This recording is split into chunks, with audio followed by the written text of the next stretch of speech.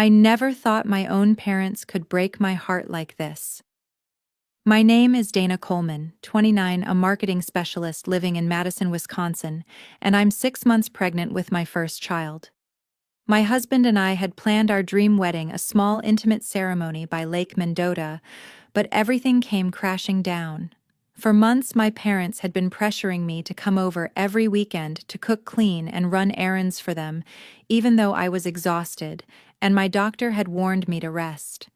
They constantly compared me to my older sister, saying she had a perfect family and was responsible while I was nothing but lazy. I endured it all, hoping that when the most important day arrived, they would finally be there for me. Then the wedding day came. I stood in my wedding dress, heart racing, waiting for my parents to walk through the door. Instead, I received a text message they were on a beach in Miami with my sister's family halfway across the country. No call, no apology, just a cold, casual message as if nothing had happened. I called them over and over, my hands shaking, but they ignored every single call. My husband was furious and I was completely shattered. That betrayal lit a fire inside me, and I decided I would no longer let them walk all over me. I called a lawyer, and what happened next, let's just say they never saw it coming. Before I share the rest of my story, leave a comment and tell me what time are you watching this video and from which city. I'd love to know how far my story has reached and whose hearts it has touched. Growing up by Lake Mendota. I always felt like I was in my sister's shadow. My parents had a clear favorite, my sister Alicia, who lived in a tidy house in Madison's suburbs with her husband and 2 kids. They'd rave about her perfect family dinners, her spotless home, how she balanced work and motherhood without breaking a sweat. Me, I was the younger daughter, still figuring things out, trying to build a career in marketing while carrying my first child. My parents didn't see my efforts. To them, I was the one who hadn't made it yet. I met my fiancé Brandon at a tech conference in Milwaukee 3 years ago. He was a software engineer, calm and supportive, with a knack for making me laugh even on my worst days. We clicked instantly, bonding over late-night talks about our dreams, mine to run my own marketing firm, his to build an app that could change lives. After 2 years of dating, he proposed under the stars at a local park, and I said yes without hesitation. We were planning a small wedding by the lake, something simple but meaningful. I thought my parents would be thrilled, but their focus stayed on Alicia. Every weekend, my mom Joyce would call, insisting I come to their house near Lake Mendota. "We need help with the house," she'd say, her voice sharp. "Alicia's too busy with her kids." I was 4 months pregnant, my back aching, my energy drained, but I dragged myself over, cooking pot roasts, scrubbing floors, organizing their cluttered garage. My dad Craig would nod approvingly when I finished, but never offered to help. They acted like it was my duty, like my pregnancy was just an inconvenience. Alicia never complained when she was pregnant. Mom would say her words, cutting deep. I'd bite my tongue, not wanting to start a fight. Brandon saw how exhausted I was. One Sunday after I came home from their house, barely able to stand, he sat me down. "You're pregnant, Dana. You can't keep doing this," he said, his eyes full of worry. I nodded, but part of me still wanted to please my parents. I thought if I showed up, did what they asked, they'd finally see me the way they saw Alicia. But each visit left me more drained, my body screaming for rest. My doctor had been clear at my last checkup: stress and overwork could hurt the baby. She ordered me to slow down, prioritize my health. I promised her I would, but saying no to Mom felt impossible. One evening, I tried to talk to Mom about it. I drove to their house, sat across from her at the kitchen table, and explained how tired I was. "I'm pregnant, Mom. I need to take it easy," I said, my voice shaking. She barely looked up from her coffee. "Alicia worked through both her pregnancies," she replied, her tone cold. "You're young. You'll manage." Dad was in the living room, flipping through a newspaper, pretending not to hear. I left their house that night, feeling smaller than ever, like I'd never measure up. Brandon was waiting when I got home, pulling me into a hug. "You don't have to keep proving yourself to them," he said. His words stuck with me, but I wasn't ready to give up on my parents yet. The next weekend, Mom called again, her voice clipped. "We're hosting a family dinner. You need to come early to help cook." I stared at my phone, my stomach twisting. I was starting to see the pattern. My parents expected me to drop everything, no matter how I felt, while Alicia got a free pass. I told Mom I'd try, but my heart wasn't in it. Brandon overheard and shook his head. "They're taking advantage of you," he said, his voice firm. I knew he was right, but I still hoped things would change when they saw how much the wedding meant to me. I wanted them to be there to celebrate with us, to show they cared. I didn't know then how wrong I was. As my pregnancy got tougher, my parents' expectations only grew. At 5 months, my ankles swelled and every step felt like a chore, but Mom wouldn't let up. She'd call almost daily, her voice sharp over the phone.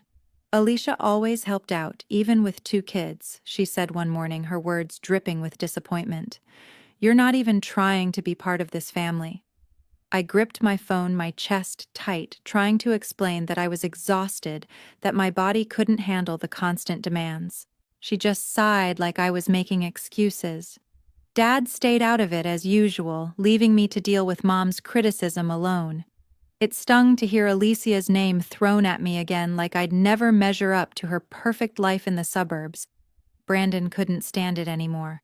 One evening after Mom called to insist I help reorganize their pantry, he took the phone from me.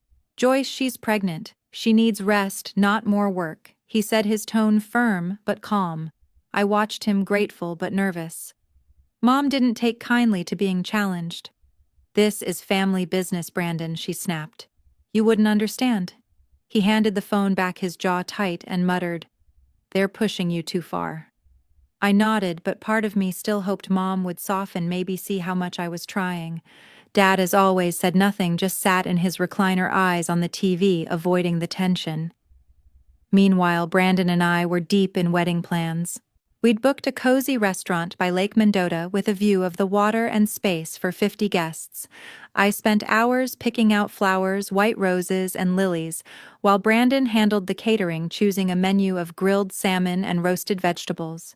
We sent invitations to family and friends, including Mom, Dad, and Alicia. I imagined them there smiling as I walked down the aisle, finally proud of me. Brandon and I worked late into the nights, addressing envelopes and confirming RSVPs, our excitement building despite my fatigue. I wanted this day to be perfect, a moment where everyone could come together, but Mom's attitude cast a shadow. During a call to confirm their attendance, she hesitated. "We'll try to make it," she said, her voice distant. "Alicia's planning a family trip to Miami, and we might need to help her out." I froze, my heart sinking. A trip to Miami. Now I pressed her for details, but she brushed me off. "It's just a busy time," she said, as if my wedding was an afterthought. Dad chimed in for once, saying, "We'll see what we can do," but his tone lacked conviction.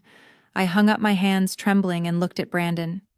"They're choosing Alicia again," I said, my voice barely a whisper. He pulled me close, promising we'd make the day special no matter what. I wanted to believe him, but doubt gnawed at me. Would they really show up? My wedding day was supposed to be unforgettable. I stood in the bridal suite of a lakeside restaurant in Madison, my white dress snug against my 6-month baby bump, my fingers tracing the lace nervously. Friends adjusted my veil, their chatter filling the air, but my eyes were glued to the door, waiting for Mom and Dad to arrive.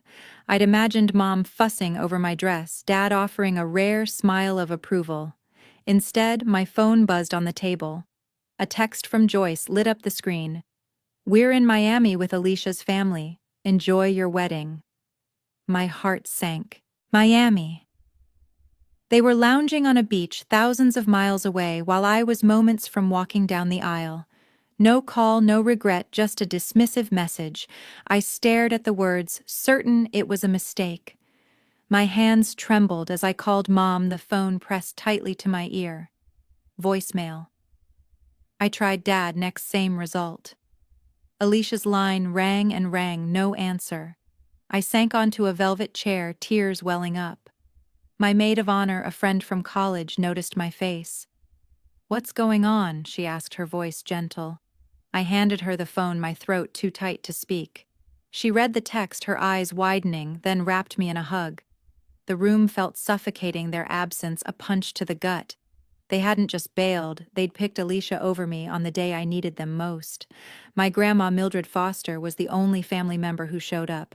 She found me in the suite, her warm hand squeezing mine. "You're worth more than their choices," she said, her voice firm yet kind.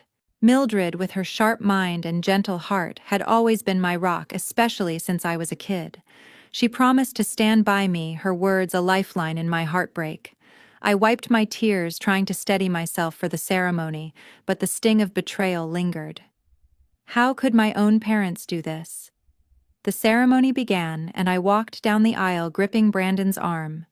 His eyes were full of love, but I saw the tension in his face when I whispered about the text. The restaurant's soft glow and the hum of guests faded as I forced a smile. Mildred sat in the front row, her steady gaze giving me courage. But the empty seats where my family should have been burned like an open wound. I checked my phone during a break, hoping for a follow-up message, a sign they cared. Nothing. I dialed Mom again after the vows voicemail. Dad voicemail. Alicia silence. Each unanswered call deepened the hurt like they'd erased me from their lives. Brandon pulled me aside during the reception, his voice low and fierce. "We can't let them get away with this," he said, his hands clenched. "They ditched our wedding like it's nothing." His anger mirrored mine, his usual calm replaced by a need to protect me. I wanted to storm off to confront them right then, but I knew it wouldn't change anything. They'd just spin it, make me feel guilty. I'll deal with them my way. I said, my voice steady despite the tears threatening to spill. Brandon nodded, his trust in me clear, though I could see he was ready to fight. Mildred joined us, her expression resolute. "You don't need people who hurt you like this," she said, her words cutting through my pain. "I'm here for you always." Her promise anchored me, a reminder that I wasn't alone. I looked at the dance floor, friends celebrating, glasses clinking, but my heart was heavy. My parents and Alicia had made their choice clear, abandoning me on the day that meant everything. As the night ended, I made up my mind. I was done chasing their approval. They'd crossed a line, and I was ready to draw one of my own. A week after the wedding, I couldn't hold in my pain anymore. Brandon and I were in our cozy Madison apartment, the walls lined with photos from our big day, but each one reminded me of the empty seats where my family should have been. I sat on the couch, my hands resting on my growing belly, staring at my phone, still hoping for a call that never came. The silence from Joyce, Craig, and Alicia was louder than any argument we'd ever had. I turned to Brandon, who was making coffee in the kitchen, and let it all spill out. "They didn't even care enough to show up," I said, my voice breaking. "How could they choose Alicia's vacation over our wedding?" Brandon set his mug down and sat beside me, his hand warm on mine. "They don't deserve you," he said, his tone steady but laced with anger. "We should cut them off. No calls, no visits, nothing." His words hit hard, a mix of protection and frustration. I knew he meant it. He'd seen how their absence crushed me, how their favoritism had worn me down for years. But I hesitated. Cutting them off felt final, like closing a door I wasn't sure I was ready to lock. "I just want to know why," I told him, my eyes stinging. "Why does Alicia always come first?" Brandon sighed, pulling me close. "You might never get that answer," he said softly. "But you don't have to keep hurting." That night, I couldn't sleep, my mind replaying the wedding, the text from Joyce, the unanswered calls. I needed someone else's perspective, someone outside the family. So I called my best friend, Tara Jenkins. She answered on the first ring, her voice bright despite the late hour. I poured out everything: the wedding, the Miami trip, the way my parents and Alicia left me feeling invisible. Tara listened quietly, then spoke with a clarity that cut through my fog. "You've got to set boundaries," she said. "They're walking all over you because you let them. You're about to be a mom yourself. Focus on your family now." Her words were tough but kind, a wake-up call I didn't know I needed. I thanked her, feeling lighter, like I could finally breathe. The next day, Mildred called. She'd been furious about the wedding, and her voice was firm when she spoke. "Grandma, I don't know what to do," I admitted, my hands fidgeting. Mildred didn't hesitate. "You need to protect yourself and that baby," she said. "I know a lawyer who can help you figure out your options. Call him." Her suggestion sparked something in me, a way to take control. I jotted down the lawyer's number, my resolve growing. Brandon was at work, but I texted him about Mildred's idea. He replied instantly, "Do it. I'm with you." I felt a surge of determination, a shift from hurt to action. I called the lawyer that afternoon, a man named Robert Klein who specialized in family disputes. His voice was calm, professional, as I explained the situation, not just the wedding, but the years of being sidelined for Alicia. "I want to know how to protect myself," I said, my voice steady. "I don't want them controlling my life anymore." Robert listened, then outlined steps I could take, like setting legal boundaries or exploring inheritance issues, especially since Mildred had hinted at family assets tied to her estate. It was overwhelming, but for the first time I felt like I had a plan. I hung up, my heart pounding with a mix of fear and empowerment. When Brandon got home, I told him about the call. He nodded, his expression serious. "This is the right move," he said. "They can't keep treating you like this." We sat together, planning our next steps, talking about our future with the baby. I realized then that my family wasn't just the one I was born into, it was the one I was building with Brandon and soon our child. Joyce, Craig, and Alicia had made their choice, and I was ready to make mine, starting with protecting my peace. 2 weeks after the wedding, I drove to my parents' house. My hands gripped the steering wheel, my heart pounding, as I pulled up to their familiar home near Lake Mendota. I needed answers. Why had Joyce and Craig chosen Alicia's Miami trip over my wedding? I deserved to know. I walked up the porch steps, my 6-month pregnant belly making each step deliberate, and knocked. Mom opened the door, her face tightening when she saw me. Dad was behind her, standing in the hallway, his expression unreadable. I took a deep breath and stepped inside, determined to get the truth. "Why didn't you come to my wedding?" I asked, my voice steady despite the knot in my chest. Joyce crossed her arms, her eyes narrowing. "You're being selfish," she said sharply. "Alicia needed us. Her kids were sick and she was overwhelmed. You had Brandon, why make such a fuss?" Her words hit like a slap. "Needed them for a beach vacation," I pressed further, asking why they couldn't even call to explain. Joyce scoffed, brushing off my hurt. "You're always so dramatic," she said, her tone dismissive. Craig stayed silent, his eyes fixed on the floor, not once stepping in to defend me. His silence stung as much as Mom's accusations. I tried to stay calm, but my voice shook. "I was your daughter, standing alone on my wedding day," I said. "You didn't even try to show up." Joyce rolled her eyes, doubling down. "Alicia's family is bigger, her responsibilities are heavier," she said. "You wouldn't understand." I stared at her, realizing she'd never see my side. Craig shuffled awkwardly, muttering something about staying out of it, but his refusal to speak up felt like another betrayal. I turned to leave, my hands trembling, when my phone buzzed in my pocket. I stepped onto the porch and checked it, expecting a text from Brandon. Instead, it was a notification from a mutual friend's social media. My heart sank as I opened the app. Alicia had posted a series of photos from Miami, her kids splashing in the ocean, her laughing with Joyce and Craig under a palm tree. The caption read, "Family time is the best time. Glad we could get away from the over-the-top drama of a certain bride." My breath caught. A certain bride. She meant me. She'd called me too, drama twisting my pain into a punchline for her followers. The comments were worse, strangers piling on, calling me selfish, spoiled, even a bridezilla. I scrolled through the photos, each one a dagger, my parents smiling carefree while I'd been crying in my wedding dress. I stood frozen, the phone shaking in my hand. Alicia hadn't just ditched my wedding, she'd turned it into a public spectacle, painting me as the villain. Joyce and Craig hadn't stopped her, hadn't even hesitated to join her in Miami. The betrayal cut deeper than I thought possible. I got back in my car, my vision blurring with tears, and drove home in silence. Brandon was waiting when I walked in, his face falling as he saw my expression. I showed him Alicia's post, my voice barely above a whisper. "They're mocking me," I said. He pulled me into a hug, his anger palpable, but he didn't push me to talk. That night, I lay awake, the weight of their actions pressing down on me.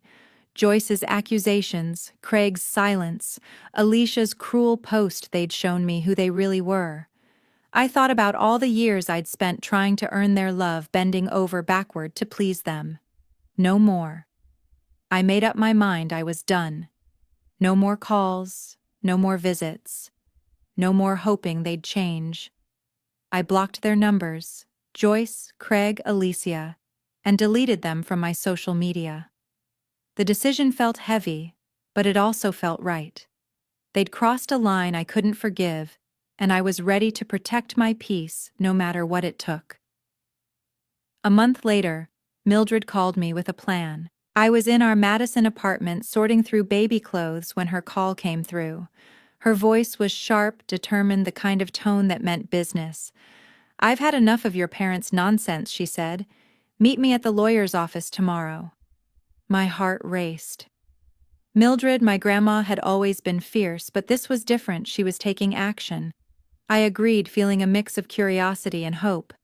Brandon was at work, so I texted him the news. He replied instantly.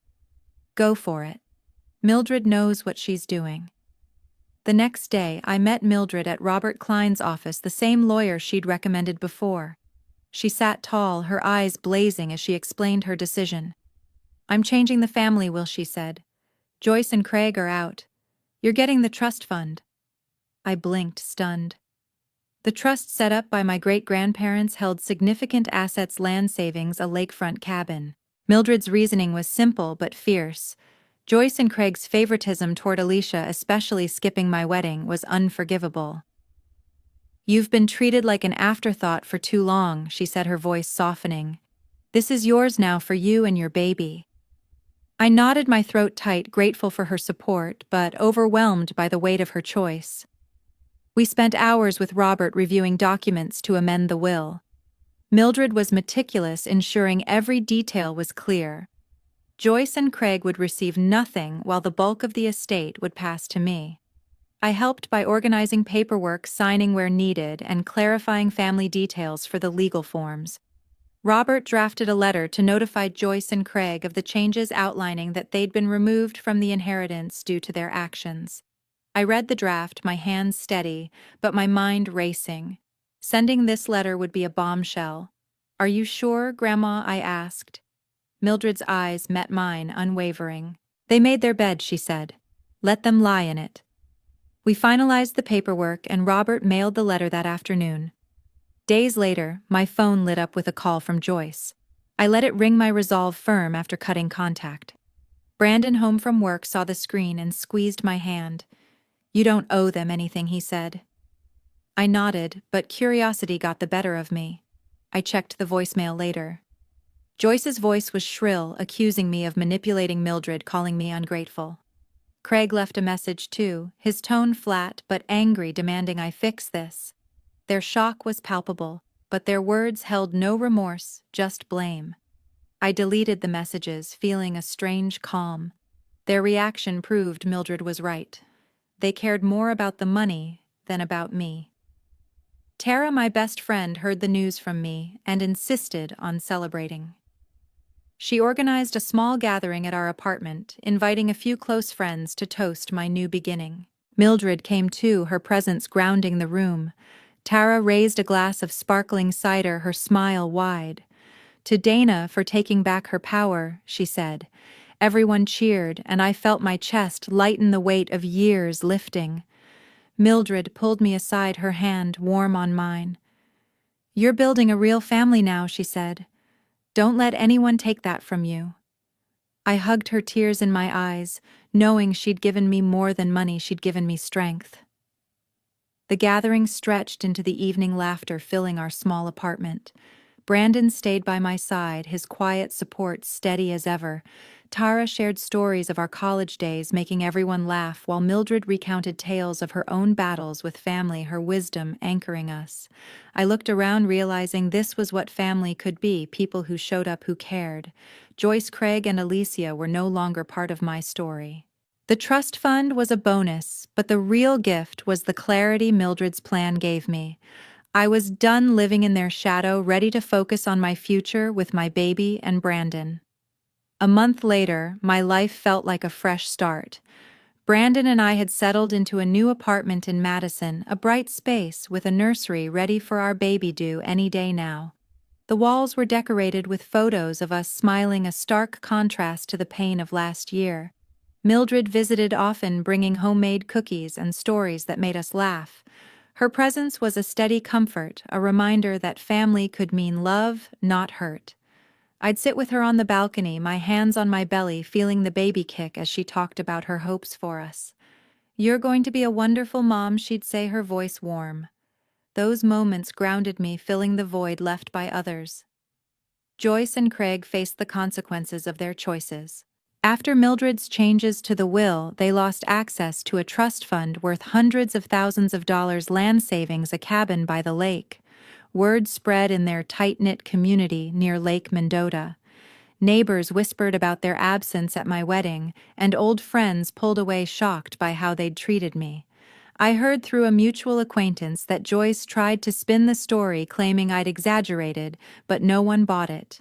Craig stayed quiet as always, his silence confirming their guilt.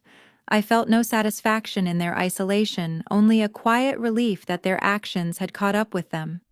One morning, as I folded tiny baby clothes, a text from Alicia popped up. "I'm sorry for everything," it read, followed by a plea to talk. I stared at the screen, remembering her post calling me a drama bride, her photos with Joyce and Craig in Miami, while I stood alone at my wedding. Her apology felt hollow too late after the damage she'd caused. I typed a short reply, "I need space." Then I blocked her number just as I'd done with Joyce and Craig. Keeping distance from her wasn't about anger, it was about protecting my peace. I'd spent years chasing her approval, but now I knew better. Looking back, I've learned hard truths about family and self-worth. For too long, I let Joyce, Craig, and Alicia define my value, hoping they'd see me the way I wanted to be seen. But their choices, skipping my wedding, siding with Alicia, mocking me online, showed me who they were. I learned to set boundaries, to say no to people who hurt me, even if they were family. It wasn't easy, but it was freeing. I chose to prioritize myself, my baby, and the people who truly cared. Brandon, Mildred, friends like Tara. They were my real family, the ones who showed up when it mattered.